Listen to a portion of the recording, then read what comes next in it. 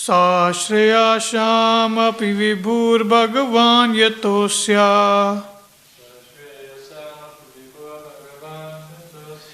bhava svabhava vihitasya sata prasiddhi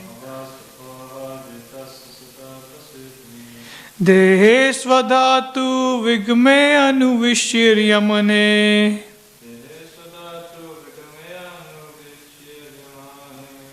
vyomeva tatra purusho na vishiryate ja.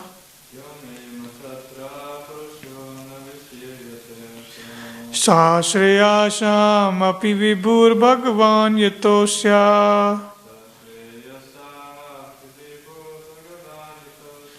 bhava svabhava vihitasya sata prasiddhi dehe svadhatu vigme anuvishiryamane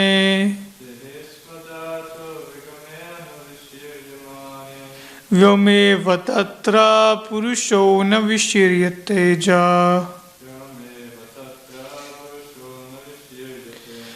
Sashreyasham api vibhur bhagavan yatosya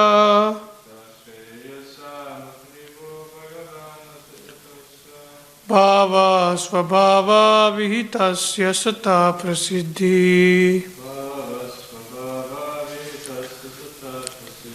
dehe svadhatu vigme anuvishiryamane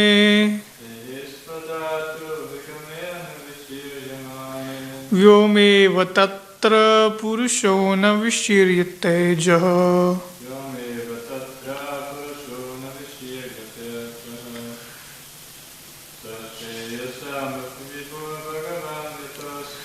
Sashreyasham api vibhur bhagavan yatosya bhava svabhava vihitasya sata prasiddhi dehe svadhatu vigme anuvishiryamane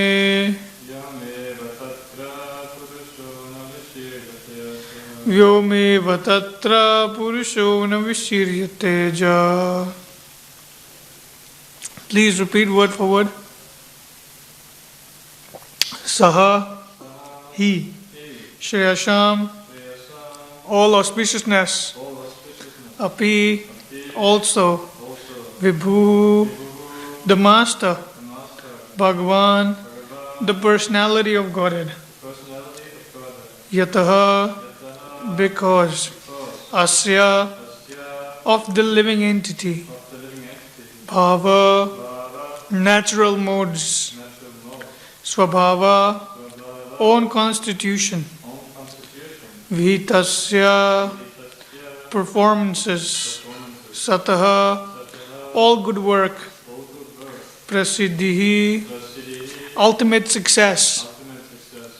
Dehe, of the body. Svadhatu, forming elements. Vigme, being vanquished. Anu, after. Vishiryamane, having given up. Vyoma, sky. Iva, like. Tatra, thereupon. Purushaha, the living entity. Na, never. Vishiryate, becomes vanquished. Ajaha, due to being unborn. Translation and purport by His Divine Grace, A.C. Bhaktivedanta Swami Srila Prabhupada, Srila Prabhupada ki Jai. Translation. The personality of Godhead is the supreme master of everything auspicious because the results of whatever actions are performed by the living being in either the material or spiritual existence are awarded by the Lord. As such, He is the ultimate benefactor. Every individual living entity is unborn, and therefore even after the annihilation of the material elementary body, the living entity exists exactly like the air within the body. Purport. The living entity is unborn and eternal, and as confirmed in the Bhagavad Gita 2.30, The living entity is not exhausted even though the material elementary body is vanquished. As long as the living entity is in material existence, actions performed by him are rewarded in the next life or even in the present life. Similarly, in his spiritual life, also actions are rewarded by the Lord by the 5 kinds of liberation.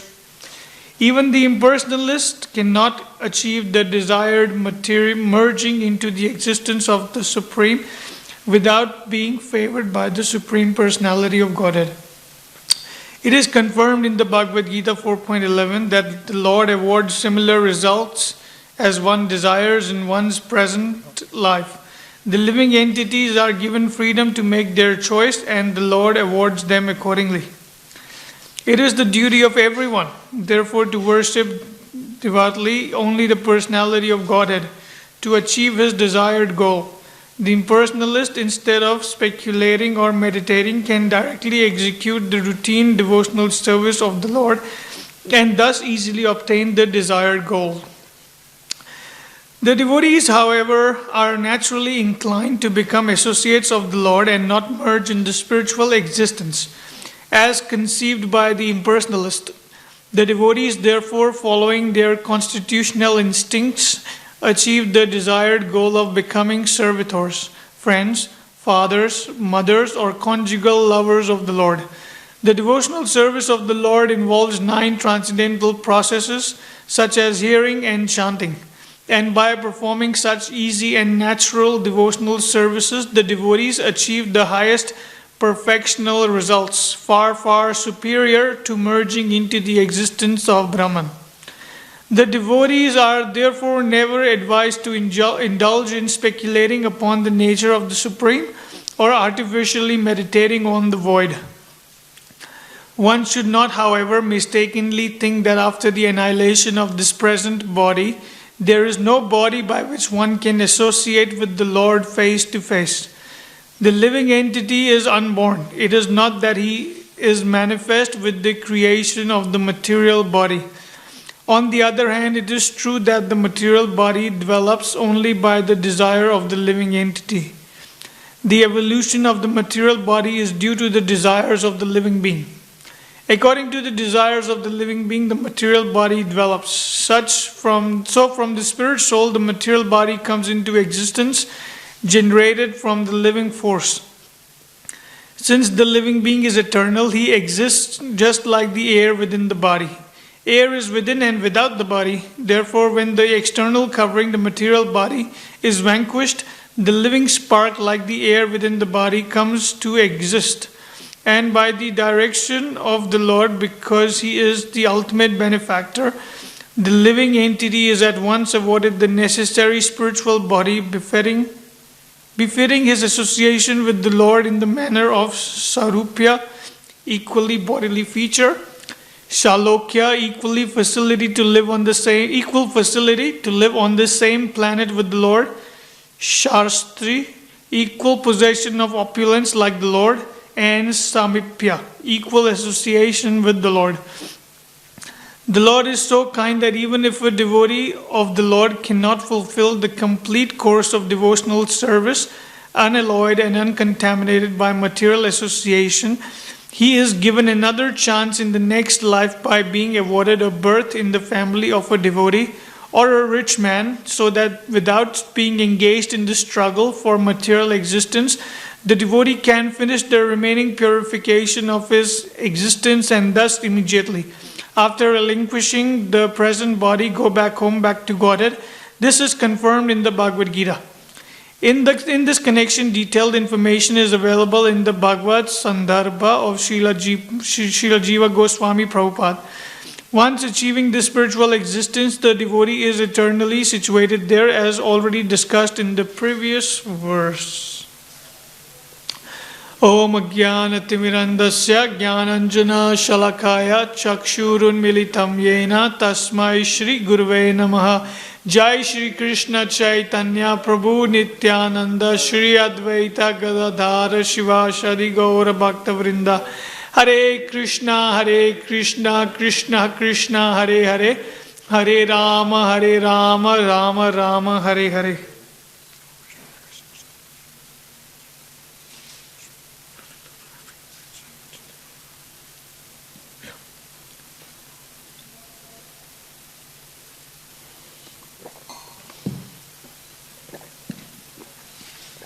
So, Hare Krishna everyone.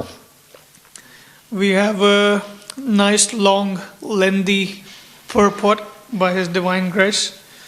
And while reading the purport, I was thinking, Prabhupada has gone back to the basics about the soul. As we listen to Prabhupada's lectures, and even though he's giving an advanced class, most of the time he would talk about the basics of our whole philosophy.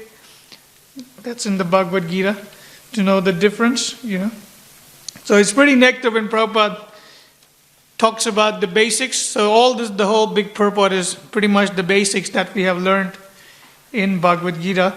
So I thought we will discuss about our basics a little today. So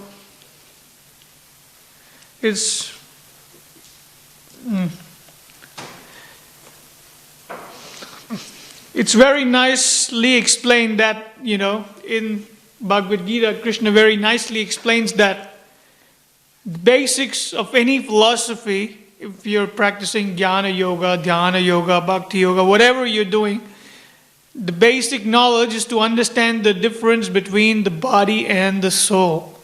So that's the first level of realization, when a person understands what's the difference between the body and the soul. Krishna says in Bhagavad Gita, right? Dehinosmin yata dehe kauvaram yavaram jada tatha dehantara praptir dhiras tatrana muyati. As the embodied soul passes in this body from as the embodied soul passes, how was that to start? As the embodied soul, as the body passes as the living entity passes from boyhood to youth to old age, similarly, the embodied soul passes from one body to another at the time of death. A sober person is not bewildered by such a change. Dhiras tatra namuyati. So, Krishna wants us to become a sober person who's not bewildered by such a change. But being in Kali Yuga, having taken a material birth in the material world, it becomes very easy for us to attach ourselves to the body, refer to ourselves as the body. But a smart person a yogi knows that this body is just body's like a car, like it's a vehicle to take you to the ultimate destination at the end of life.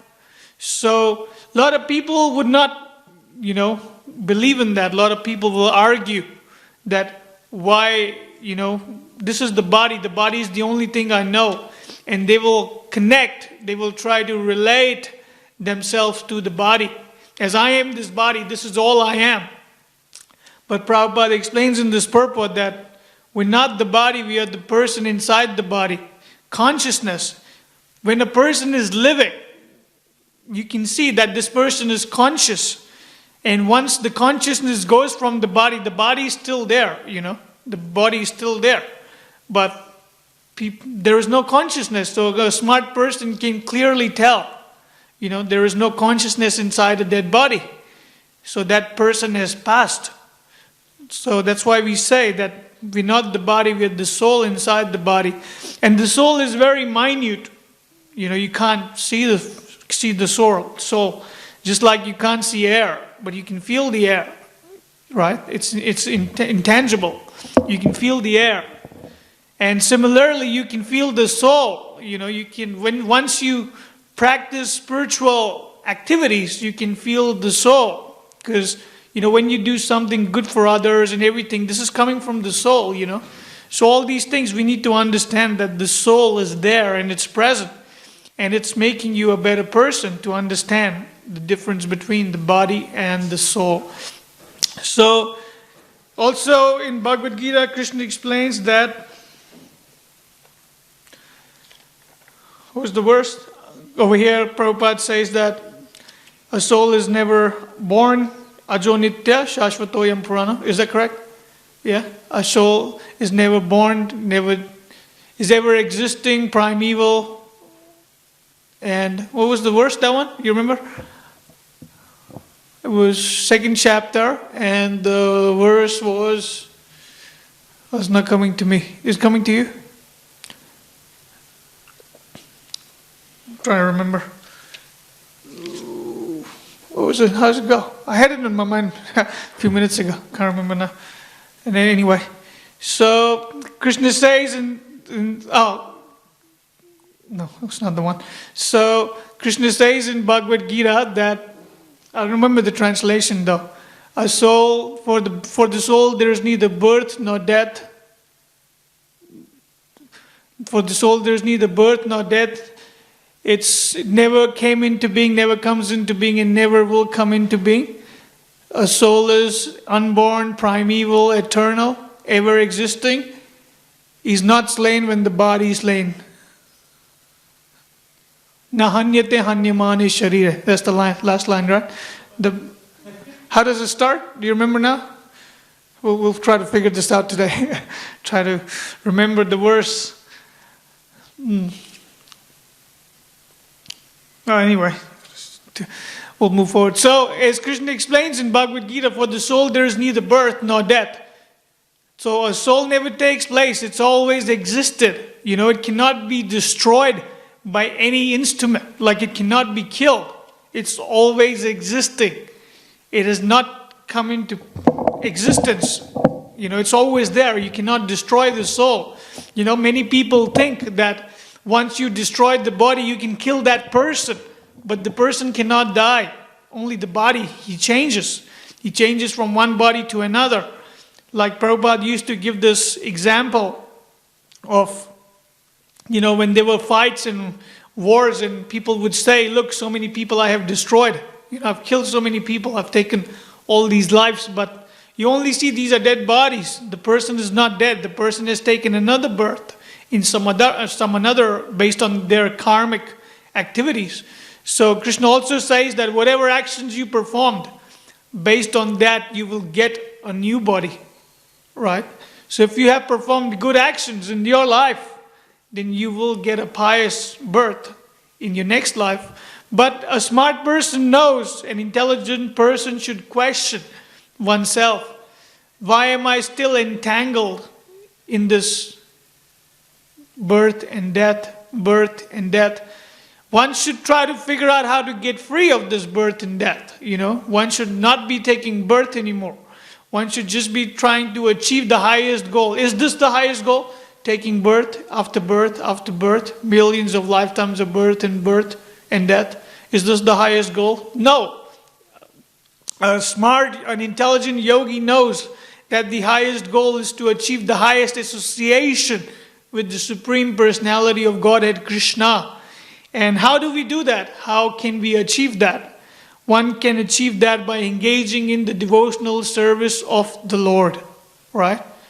Having the knowledge about the Lord. So Krishna says in Bhagavad Gita, no verses are coming in my head today. So what does Krishna say in Bhagavad Gita? That one who understands my pastimes and activities does not upon leaving the body take birth again in this material world. Right? Janma karma cha me divyam evam yoveti tatvata tyaktva deham punarjanma neti maameti so Arjuna. So we should remember that hearing and chanting about Krishna is the only way one can attain the highest goal. Now there are many people who would argue that the highest goal is to attain the effulgence or merge in the effulgence of the Supreme Lord. But an intelligent person knows how could that be the highest goal, The highest goal is to be with that person who you're trying to love, right? Be in the association of that person who you are trying to love. And this idea of merging in the effulgence is not a very smart idea, right? I remember when I was studying Bhakti Shastri, Bhakti Dhira Damodara Swami Maharaj was giving this analogy that, just like you see this light, there's light in the room. You can tell that this light is not on by itself, right? It must have a source. It must have a button, a power source where the light is coming from. So similarly, we can tell this, we can explain this, that the Brahma Jyoti is not the highest goal. It's coming from some source. There's not just a light. What's the point of merging in the light? Once some lady asked Prabhupada, after chanting, I've been seeing the light. Prabhupada said, please keep chanting, it'll go away. So we should remember that, Prabhupada is in his humor, he's explaining the highest realization to us, that please keep chanting, don't give up chanting.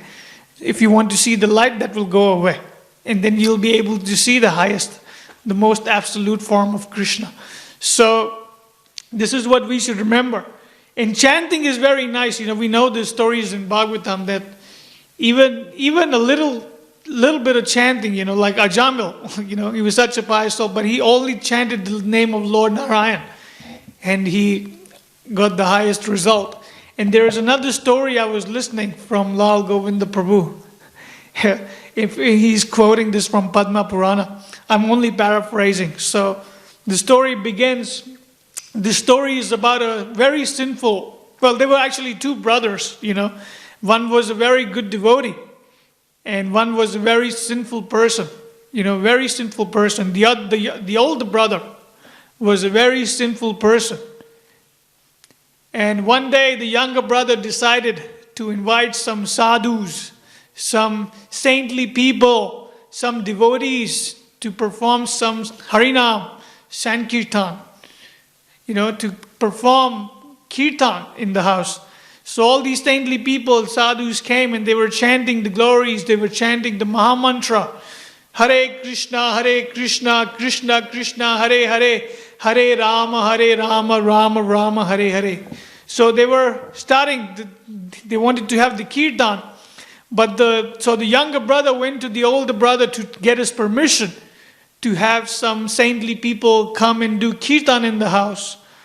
But the older brother, being envious and sinful person, told the younger brother that no one is coming to my house. I don't like people of those nature, But he requested, being a younger brother, having a good etiquette, you request, can I please have, these are very good people, very saintly people. So the older brother said, okay, fine, you can have them, but do not invite me. I will lock myself in my room. I'll stay in my room and I will not come out until they are gone. So you guys do whatever you want, but don't disturb me. And he said, okay. So he invited saintly people, and the older brother locked himself in the room, not listening to any of this. Probably has his headphones on or something, And while the people are chanting outside, the devotees are chanting in the lounge, in the area, chanting Hare Krishna, Krishna Krishna, Hare Hare, Hare Rama, Rama Rama, Hare Hare. And once they're about to leave, they have this discussion. All these saintly people are asking, do you live here by yourself in this big house? He said, no, I live with my brother. But being scared of the brother, he doesn't tell him. He's in the room. He just points, he's in there. He's in the room. He's not coming out. And the saintly people are like, no, we should invite him also. We should give him some prasad. We should get him to chant. So, and this guy comes out. And the saintly people are asking him. One of the saints tell him, please, can you chant Hare Krishna? And he's like, no, I won't chant. And sometimes the devotees are smart, Just to make that person chant, the devotee asked, what are you not going to chant? When you ask that. So maybe he can say, what are you not going to chant? And then he can chant Hare Krishna. So the devotee asked him, wait, what are you not going to chant? He said, whatever you are asking me to chant, I won't chant. So he's also very smart. He's not chanting Hare Krishna in any way. So the devotee, pulls his hand, like, please chant Hare Krishna. I'm not going to leave until you chant Hare Krishna. And he gets like he gets so disturbed. He's like, no, I'm not going to chant Hare Krishna. He finally chanted Hare Krishna. He's like, all right, I'll chant Hare Krishna. So the devotee became happy that he finally chanted Hare Krishna. So, being a sinful person, after chanting Hare Krishna once, he engaged back in his sinful activities. And ultimately, at the time of death, when he went to Yamaraj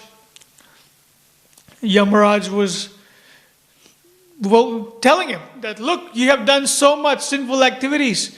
You have performed all the greatest sins in the world. Unimaginable things you have done. Is there any good things that you have done in your life? He's like, oh, but I've also chanted Hare Krishna once. Yamraj can see that, right? Because Yamraj can see all the activities one has performed. When Yamraj is reviewing, he can see that. This guy has chanted Hare Krishna once. And turns out he chanted Hare Krishna without offenses. When he chanted just once, Hare Krishna, and he chanted without offenses. And Yamraj is like, oh, he has chanted Hare Krishna, I don't know what to do now. Either he has performed so much sinful activities, but he has also chanted Hare Krishna. I don't know what to do. This is not in my books. Because if someone's a devotee, he goes, Yamraj knows where to send everyone, right? If someone's a devotee, they go to the highest planet, and someone's performed a sinful life, he knows where to send them. But this person has only chanted once, and the rest of his whole life has been sinful, confused. Yamraj is very confused. I don't know what to do with this guy. So Yamraj is like, who would know what to do with this person? So he thinks about Narada Muni, because he remembers that Narada Muni is always chanting the glories of the Lord. So he would know what to do with this person, right? So he calls up Narada Muni, he tells him, please come here. We need you. There has been a case that we need you to solve. And Narada Muni, being transcendental, he comes right away because a pure devotee of the Lord, a Mahajan, is inviting him. He has to go. So Narada Muni comes, and Yamraj tells Narada Muni that I have this case. This man, he has chanted Hare Krishna only once, and rest of his whole life he has performed sinful activities. I don't know what to do, where to send him. So Narada Muni is like, oh, it's interesting. I don't know what to do either. I'm only chanting the Lord's name always. So I know what to do if someone is chanting the Lord's names always, I know what to do with them. But I don't know what to do with this person who has only chanted Hare Krishna once, So Narada Muni, so Yamraj is wondering, and now Narada Muni is also wondering what to do. So they're like, I know. We should go to my father, Lord Brahma, because he's the creator of everything, right? So he would know what to do. He's the smartest person in the world, in the material world. So we'll just go to him. And now Narada Muni and Yamraj want to go, and now this guy is so sinful, he's like, it's not my problem, I don't want to go. I just want to stay here, I'm tired. Too much traveling, I've been doing. So these guys pick him up in a palanquin, because he doesn't want to go, but he has to go to Lord Brahma. So they give him a ride, and Narada Muni is carrying, and, Yamraj is carrying this palanquin, and they go to Lord Brahma. And now Lord Brahma is watching these two great devotees, Narada Muni and Yamraj, are coming with some guy who's sitting in this palanquin. He's like, wow, must be some great devotee. So Lord Brahma is about to go pay his dandavats, his obeisances, and both of them are yelling from the back, please don't pay obeisances, he's a sinful person. He's the very sinful person. So Lord Brahma is like, well, then why are you bringing him to my abode? And then they said, we have this case. This guy, he has performed all sinful activities. The only good thing he has done, he has chanted Hare Krishna once. And we don't know what to do with this person. So we are asking you, because you are the creator of everything, to please instruct us what to do. And Lord Brahma, he's thinking, I have created everything, but I still don't know the answer to this question. I don't know what to do with this person who has only chanted Hare Krishna once, and the rest of his whole life he has performed sinful activities. So sinful activities performed for the whole life is kind of a big thing, So what to do? Not sure. And he's confused, Lord Brahma is confused. But he does want to know the answer. So he's thinking, is there anyone who can give this answer? He said, Lord Shiva is the smartest person. He's the purest devotee. So we should go to Lord Shiva and get the answer. So now, Narada Muni is holding the palanquin in one hand, Yamraj is holding the palanquin in the other hand. Now Lord Brahma is also holding the palanquin from one side. And now all three of them went to Lord Shiva.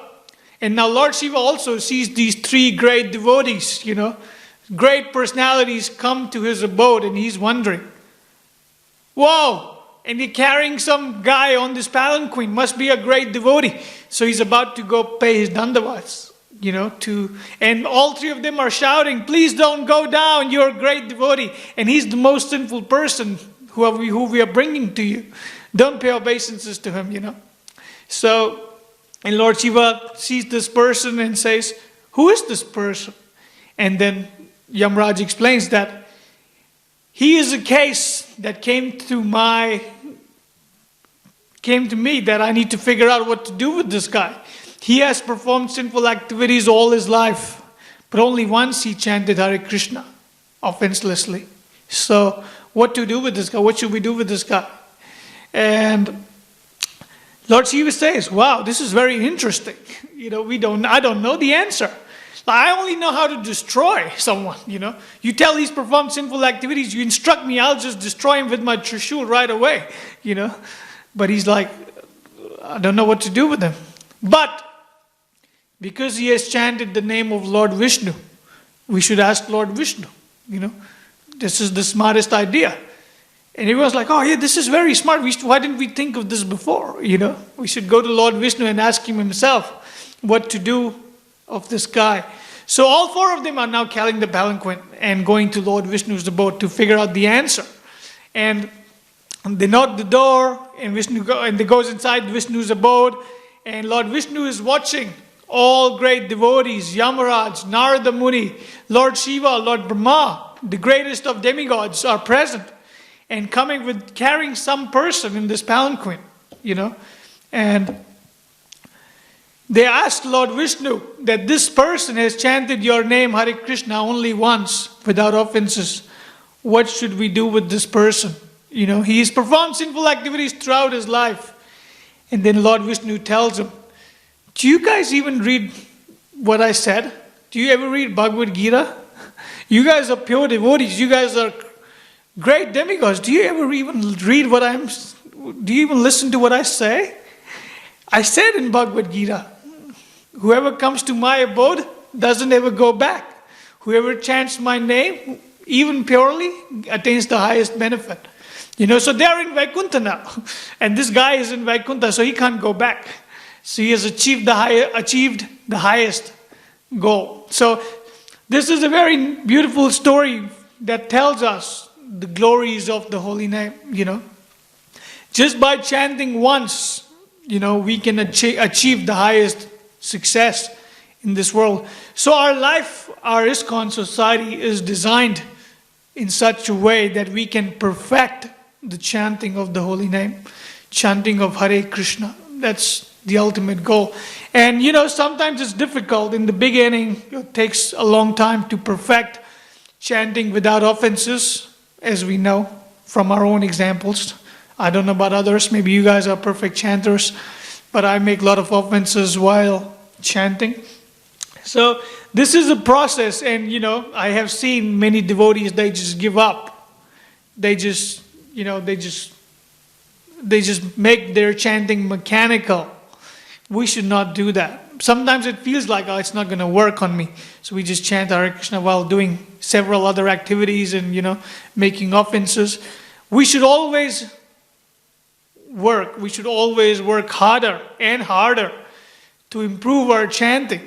Because once we taste the name of Lord Krishna, then we can see everything clearly, All the great souls, they know the importance of chanting, We know the example of Haridas Thakur, a great chanter.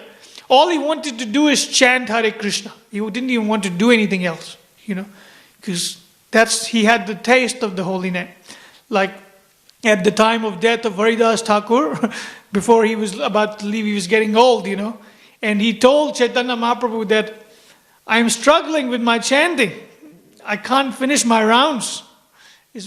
And Chaitanya Mahaprabhu is telling him, you should cut down your rounds. You're chanting like 1,000,000 rounds a day.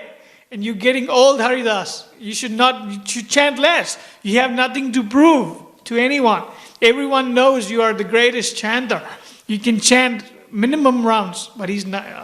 I can't. I've taken a vow to chant these. unlimited number of rounds. I have to do that.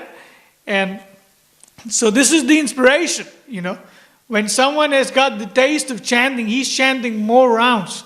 Not like us, who are looking, I only got 2 more rounds left, then I'm done with chanting for today.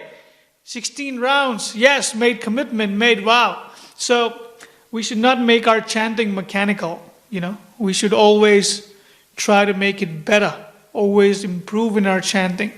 So, because chanting is our bread and butter, Chanting is everything we do. Chanting is the primary goal. So I would request everyone, to understand the importance of chanting and take chanting seriously, not make it mechanical.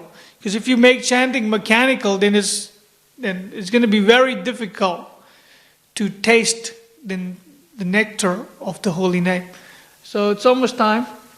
If there's any questions, comments, corrections, now's the time to speak. We'll stop here. It's nice purport though, isn't it? Oh, I just remembered the verse that we were talking about. The verse is Na jayate mriyate va kadachin nayam bhutva bhavitavana bhaya ajo nitya shashvatoyam purano na hanyate hanyamane sharire. Oh yeah, finally. At the end of the class we remember. Jai. So we'll finish here. Thank you for your kind attention. Hare Krishna. Bhagavatantra Srimad Bhagavatam ki jai, Srila Prabhupada ki jai, Nitai Gaura Premanandi.